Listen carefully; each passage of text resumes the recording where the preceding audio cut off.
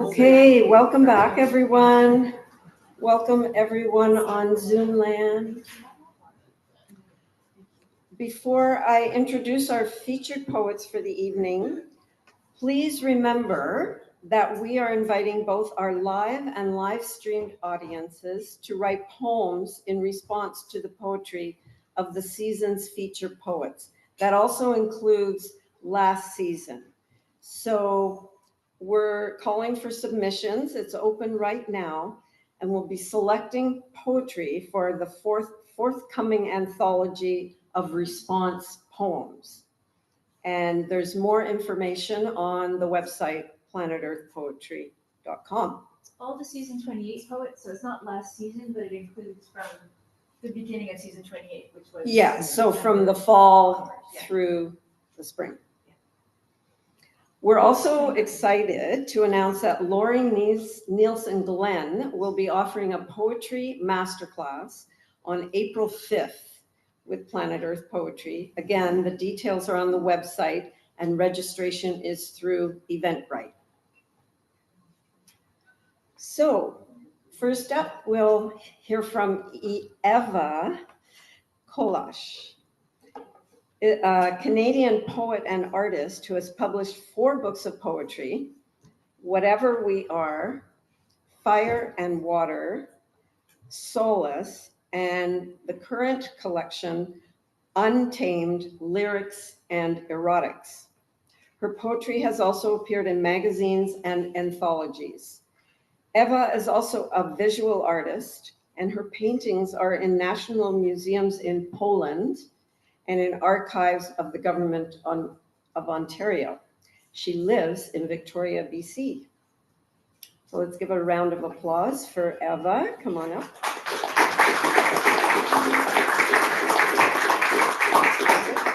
Thank you very much.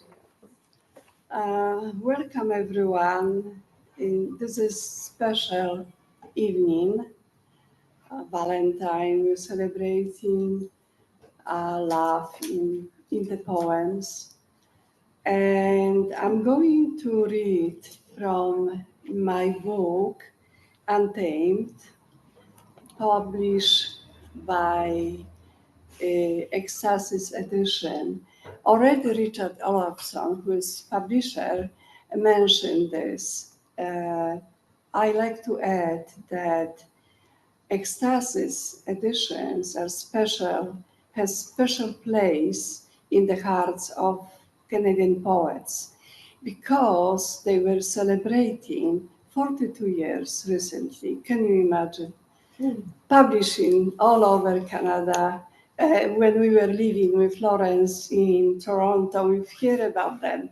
And then to be able to meet them, and we have mutual friends, and publish my book of poems, I'm very grateful. And I will love, Victoria, I will love to be here. So thank you very much for allowing me to be your reader tonight.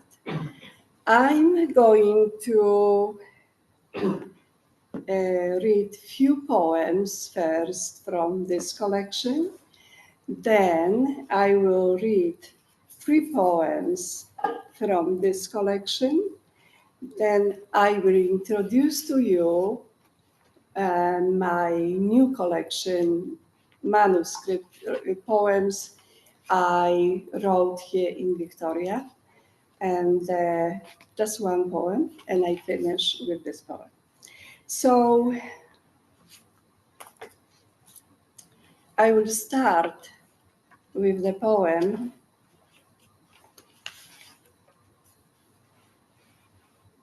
The Tree and the Bird.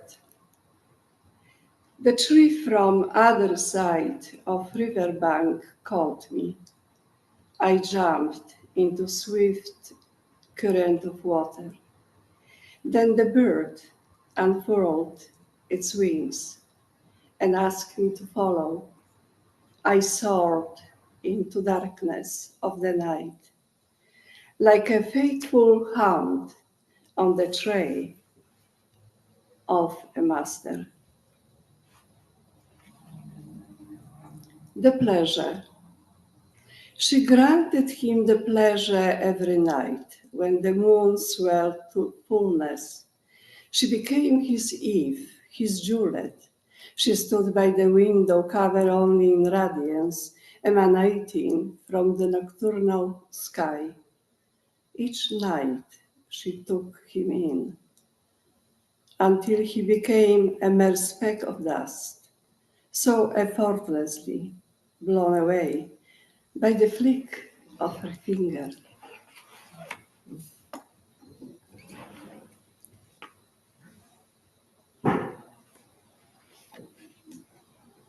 Love lasting only an hour. My ephemeral love from afar it resembles a current of a rapid river that sweeps everything on its path. But when I reach out for it, it flows through me as a mere stream, leaving only a faint trace. That's it, in a simplified sketch. But without these transient raptures, it's difficult to reach paradise.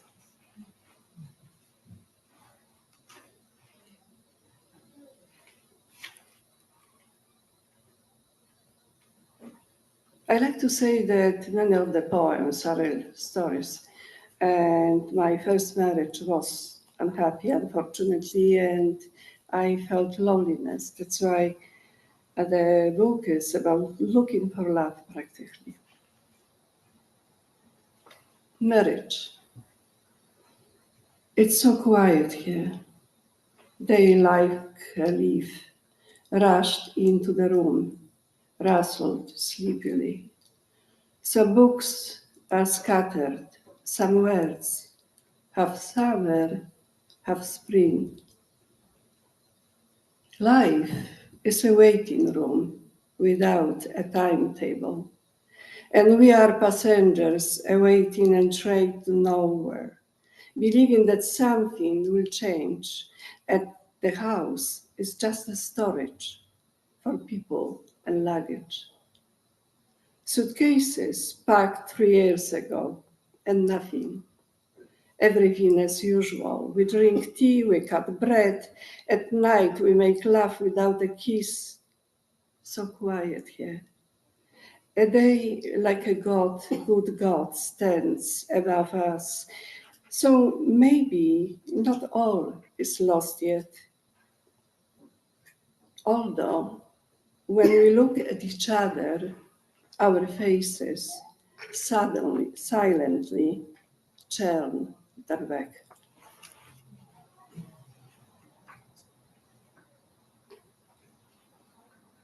Words.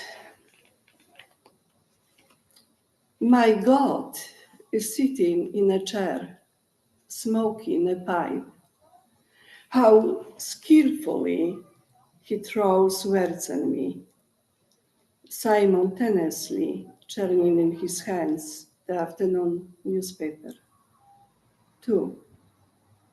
The words are peculiar and abundant, striking her face. Clinging to it, she slowly peels them off and holds them in her hands, runs outside and kneels in the garden, trying to lift the clipped wings. Now I'm going to read 3 poems from Fire and Water.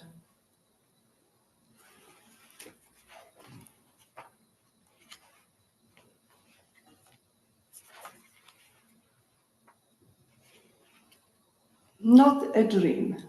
My existence excludes the realm of ache by cheating on it like a drunk.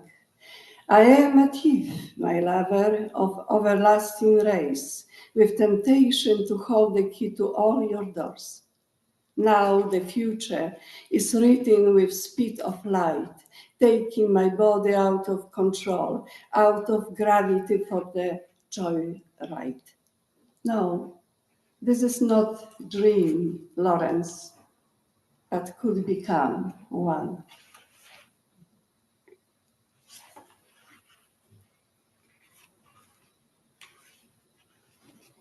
Wild horses. She is so alive at dusk on his belly, among the sounds of white horses running and suddenly deserted trails of grass. Her body in his hands, shimmering, outstretching through each moment. She now can begin a long voyage, running in her veins like a sweet wine, leaving the rooms of her sealed mind and go barefoot in the Madawaska River.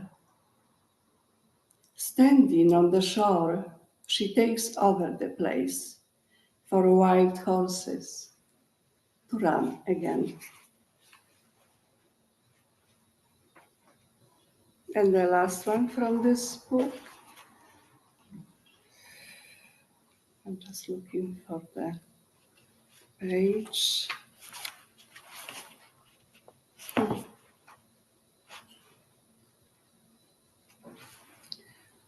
Maybe I will read another one. Okay. Page 21.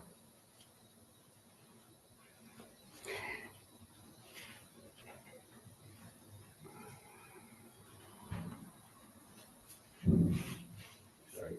Standing in the light of the full moon, I see a full moon walking, chasing hungry lovers. It pauses by my window to awaken memories. I remember the tiny balcony on the edge of the Madawaska River, the sky open in the hills. Sleep no more, my love, run toward me. In the late summer, we can still put the fire into the breathless air. I am a woman, born again.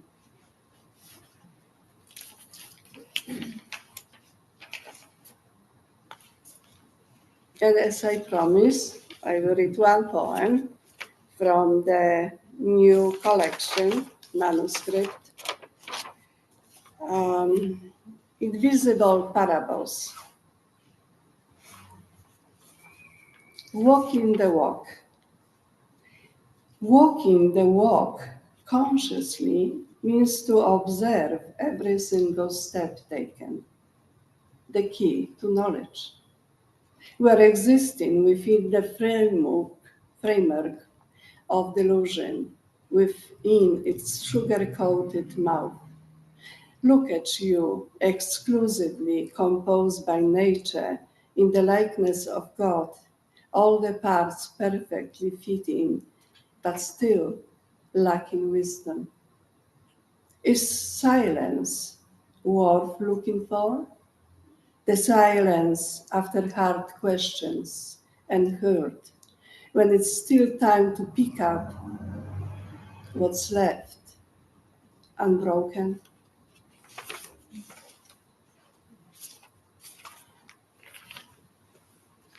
And I'm returning to Untamed. This is a photograph of me at 26, when I was in my 20s writing these poems.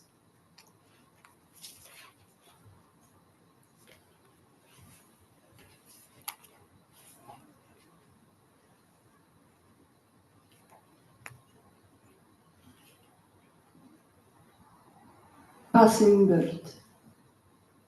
When you leave, I will take a jar of water and pour it over the remains of smoldering bonfire. I will cut down the trees around the house. Their fallen tracks will fall on the path, covering our tracks. I will seal the door and windows for good, because it won't be a home anymore, since our bonfire will have gone out. I will go away. Someone said that even passing birds return to their nest, but you won't have a place to return to.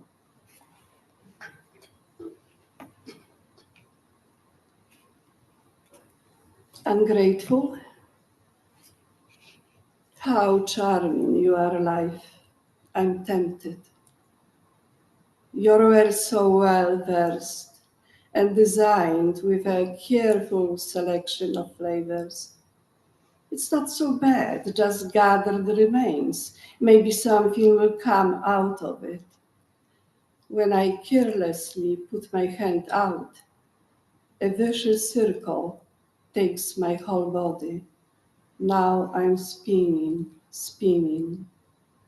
Love is a sketch, a few lines, easily washed away by droplets of water. I see the night leaving slowly, the dawn climbing on the windowsill.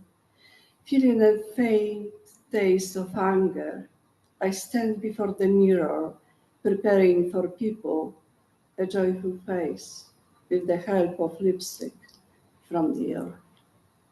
And in return, to live up to your reputation, I will splash your face with laughter.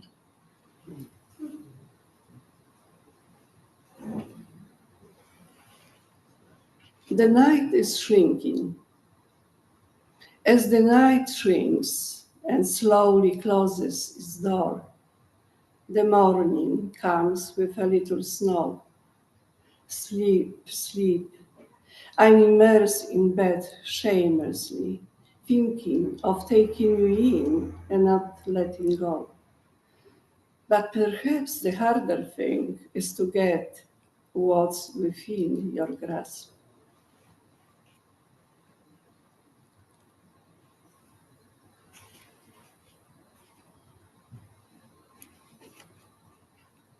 You have sought me. At dusk, shadows emerge from the objects in the room. They grow in darkness. I feel uneasy, or perhaps it is just the illusion of unease. I do not know for certain. You have sought me. How simple it was. You merely turned away when others took me. So why am I carrying this promised bag of happiness?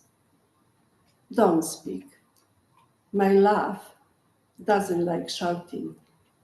Frightened, it might be my flea under a train waiting on the tracks. It was meant to be a shared life. It turned into wicked dream.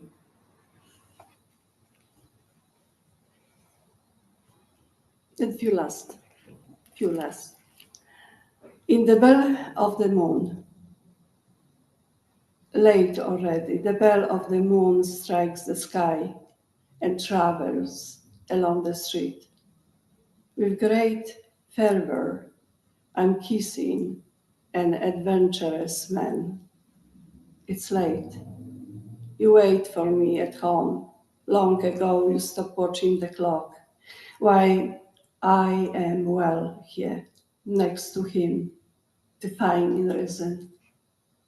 Late, a light fog rolls in from the river, descends upon my face.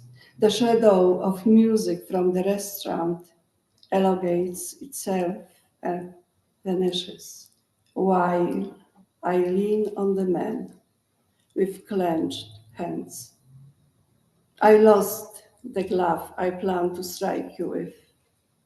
Gesture of pride frozen mid-step. Increasingly, I immerse myself in unfamiliar crowd, only to return home at dawn.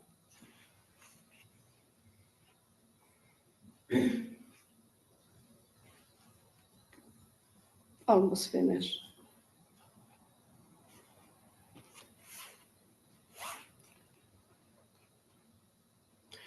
Step by step, we are the sole individuals whom some cataclysm had thrown into the earth, with hope that this time we will make use of this chance. Life is a Russian roulette, spinning and spinning, changing images that makes everything easier.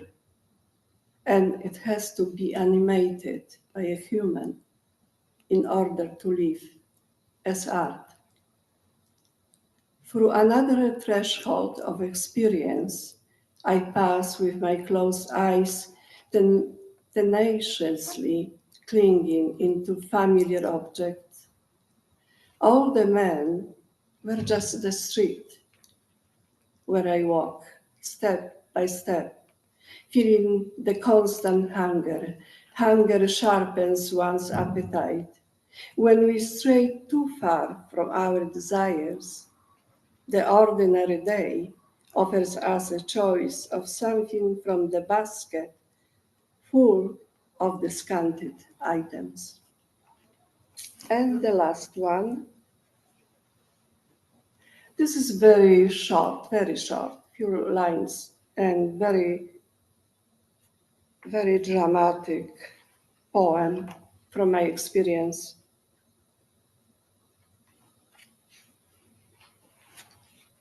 Glossy face of the moon. The night was beating its wings against the glossy face of the moon. Above us, in the branches of white elderflower, a disoriented bird sang. And in the bushes, an unborn child silently wept. Thank you.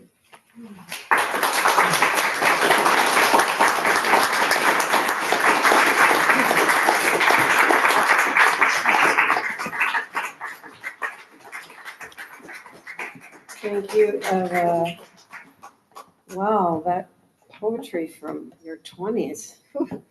Mine was so not as lyrical or creative as that. So thank you so much for sharing that with us. And now Violetta Leigh will read for us. Violetta holds a BA from the University of Victoria with a double major in creative writing and environmental studies and is a certified technical writer. Her fiction has been published by Sand Journal, Litro Magazine, Minola Review, and others, poetry by the Heartworm Reader and others, and editorials published by MONTECRISTO Magazine. Please welcome Violetta.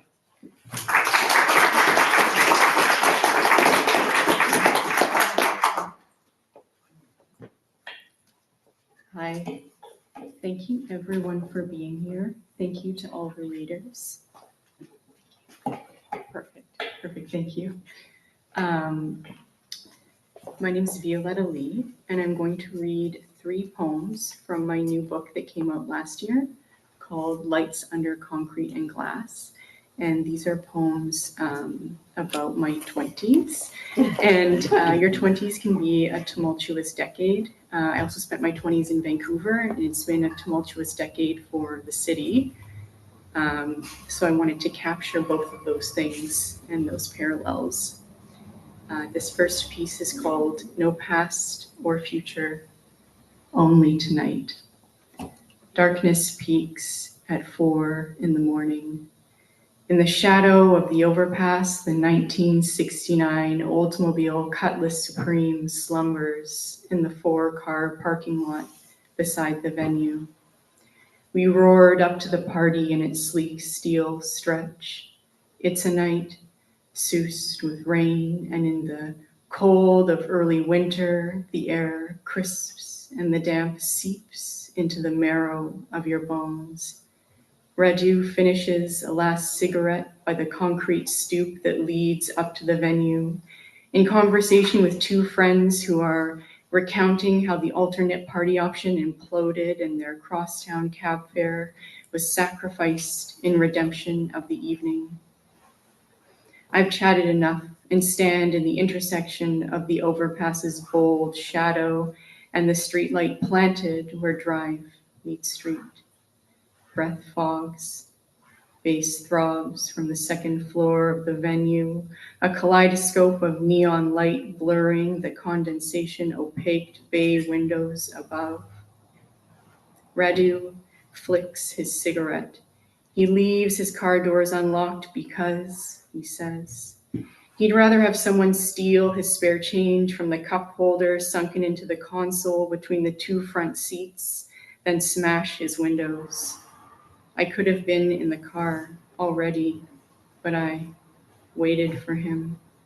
He opens the driver's door and ducks in, leather jacket creaking.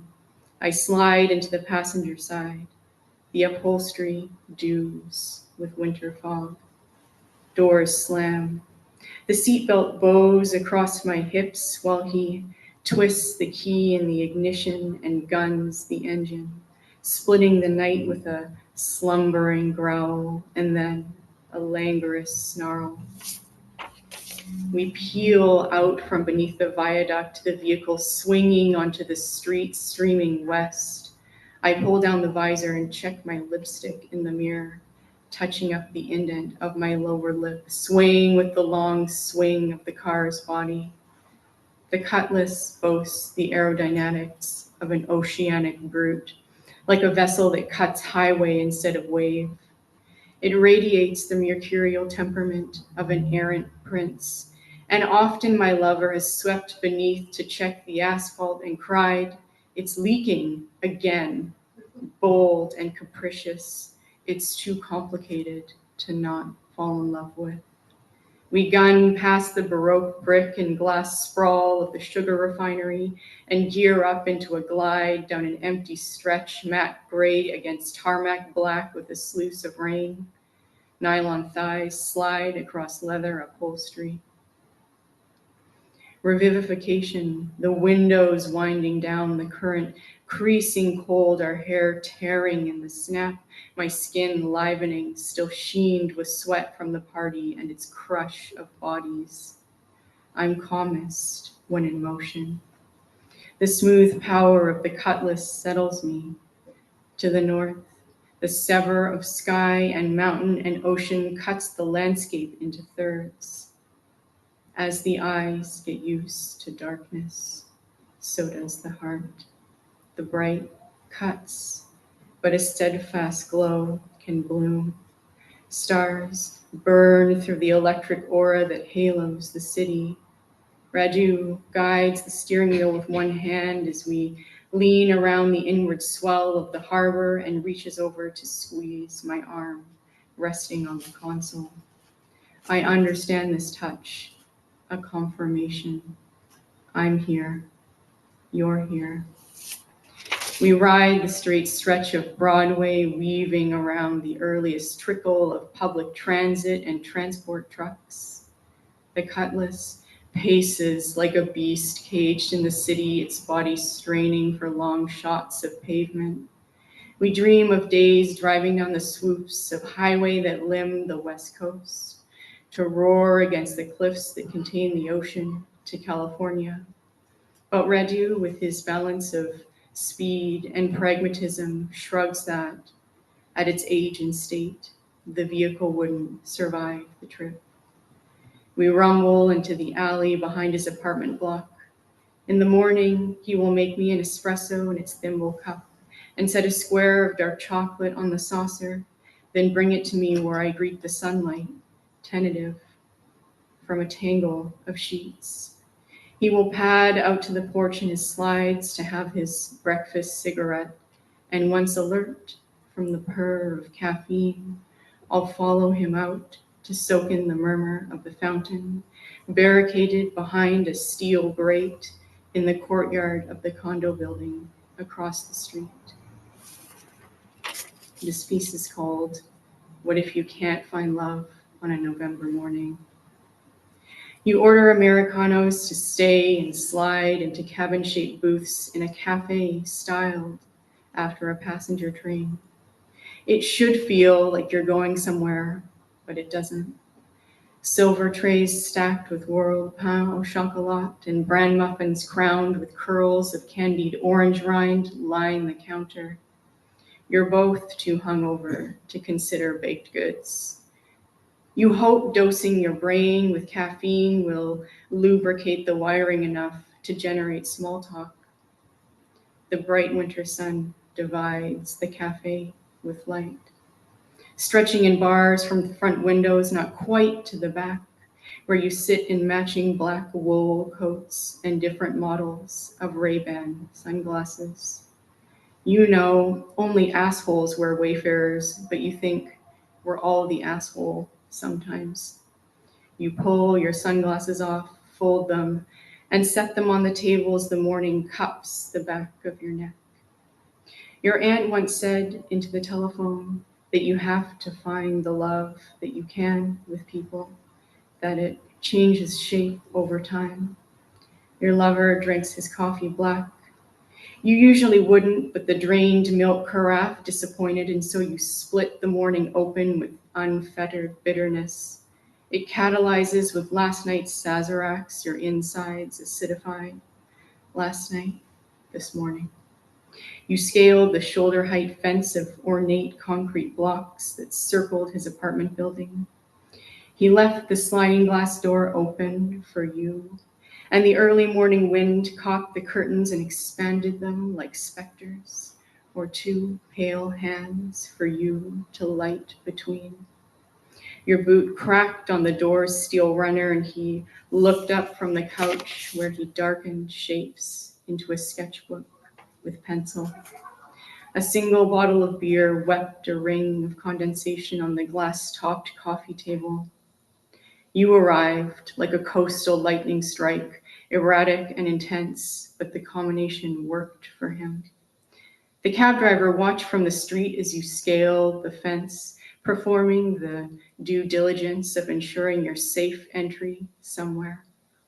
You didn't need to enter through the balcony, but you believed in establishing certain romantic standards, and 4 a.m. demanded a dramatic entrance, and you offered your shadow, a crepuscular animal shading the filling curtains, a sharp darkness stitched into ashen weave.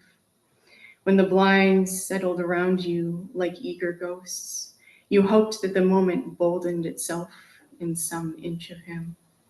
He placed the pencil on the sketchbook and stood from the couch in underwear and sheepskin slippers. In the cafe, curating polite conversation feels laughable. You want to tell him that holding your palm to the left of his chest all night isn't casual, but instead you comment on the rare November sun and gather shards of sugar at the back of your hand. This piece is called Memory Wood.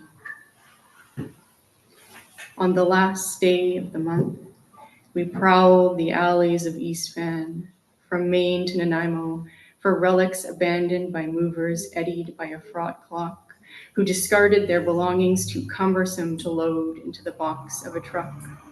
Sometimes it wasn't worth the hassle. I understood, having compartmentalized my life into suitcases for years and dragged my being between cities where I pitched my marrow in rented rooms and furnished with the bare minimum, an aesthetic, austere, and intentional. A borrowed mattress shoved chic against the wall and creased paperbacks sheafed on a cinder block and scrapwood shelf. A collection italicized with crisp bundles of dried roses, sunned and inverted to saccharine dusk, and an empty wine bottle with candle tucked in the neck, molting fragrant beeswax into a serpent that swelled around the glass. In the closet, a collection of wire hangers drifted on the bar, a frequent specter of the previous tenant. The hangers curated my collection of vintage lace, nylon slips, skirt suits hemmed for brevity, and 80s dresses that frothed audacious from the statuesque lift of my shoulders. Years caroused, with Saturday nights supped by flung open doors. The cottage shares welcomed guests who bladed their backing with shoulders crescented in laughter and leaned too far on slanted legs to raise a toast with oxidized thrift store goblets. God, the lead we must have consumed as young artists, fatalistic to a look. Wine shivering at the lip of the chalice, shared from jugs of tongue-numbing plonk pitched into with pocket change that charmed a tannin blush onto its drinkers. The spindle legs held their stance, but began to wobble, while splinters frayed ominous at the base of the divided backbone and mummified glue creaked. When a chair devolved into potential hazard stretched to design limits by the linoleum bacchanal of kitchen parties, it was moved to the altar of embers. At the fireplace, framed in golden 70s brick, someone would set down her drink and split the chair with swift cuts from a hand axe into an embrace of kindling, with the seats separated into two sheaves and each spindle twisted from its sheath. We kept our fingers higher than flame as our treasure burned, transposed from leisure to incandescence. 3 bodies squeezed onto the chaise lounge, its springs dipped and creaking, with chartreuse velvet paled by age. Others cluttered onto the sawdust prickled rug with its Mina Kani pattern of peacock daisies to watch the fire cozy into its fresh fuel. And we reminisced as the chair burned to memory wood. Anyone who shared a moment with the piece recounted their anecdote, and all present savored the fable, a verbal amuse-bouche kippered to collective memory as the fire tendered the room and smoke retired up the chimney. Thank you.